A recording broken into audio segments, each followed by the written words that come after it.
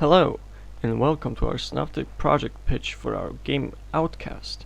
During this pitch, you'll be shown what we've managed to accomplish during our time working on this project. But first, an introduction to the team.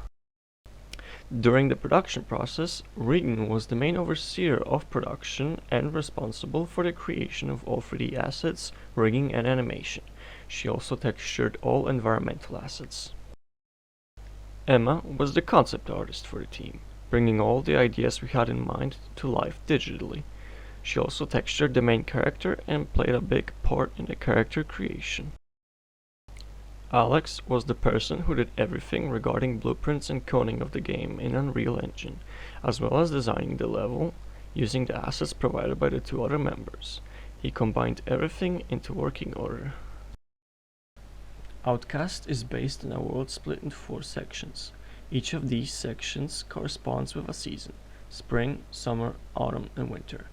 This world is overseen by a forest god, a wolf, which is the antagonist that keeps the forest in balance. The player character, the protagonist, is a mischievous outcast fox spirit that's sole purpose is to disrupt that balance.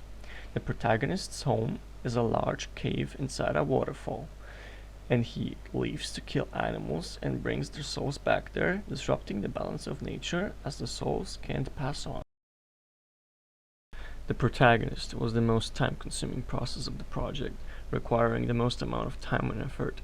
This ranged from the early stages of development all the way to what we have now, with many different iterations along the way, which you can see here on the screen. We had trouble deciding on a design for the main character, as we wanted to base the game's art style on him. After a lot of trial and error, we reached a compromise where we were all satisfied with the design.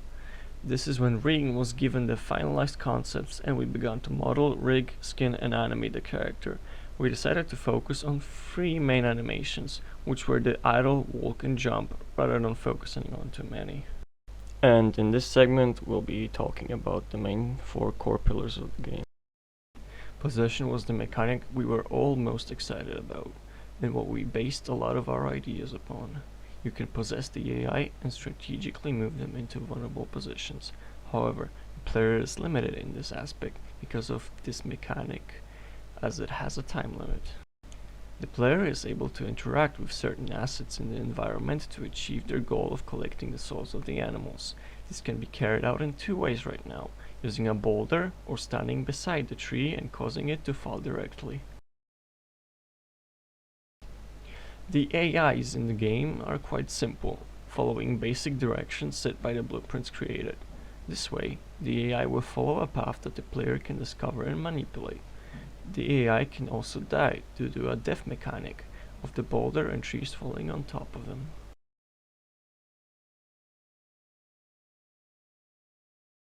The collection system is the main gameplay mechanic, in which the player achieves their goal of collecting animal souls once they have died.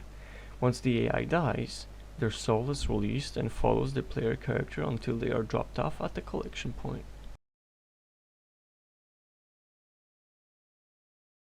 The production process for Outkast has been very long, tedious, and certainly not easy, but we've worked together and managed to create something we are all happy with as of now. The brief we were given was to make a game like Untitled Goose Game, and we can all agree that we haven't met that criteria in the aspect of the game being very mischievous or fun. Presently, we have just finished our 3rd sprint.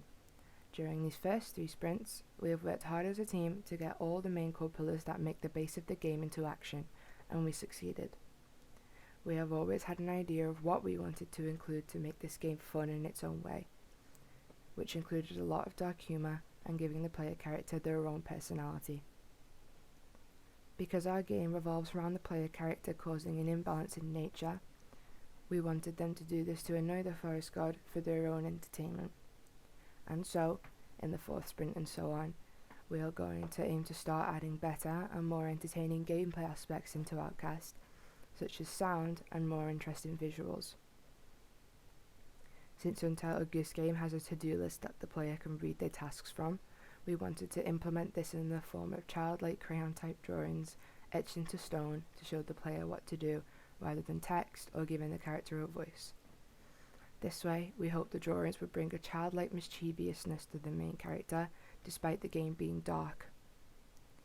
In further sprints, we also needed to add a pause menu, since right now there is no way to exit the game. As well as this, when the player possesses a deer AI and the time limit is up, the player will unpossess the AI, but the deer will stay in its idle animation. In the future, we would like to add a feature where when unpossessed, the AI will run away or become dazed so that the possession mechanic is more realistic.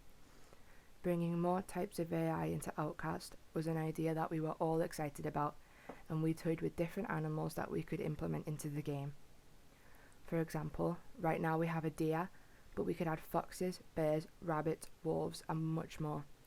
We also brought up the idea of having a system in where the player can collect only the souls of rabbits at first, a smaller animal, and work the way up to the bigger animals such as a bear by collecting more and more souls. We thought that with the unlocking of the different animals, different perks could be gained, such as getting through tight spots when possessing the rabbit and knocking over large objects as the bear.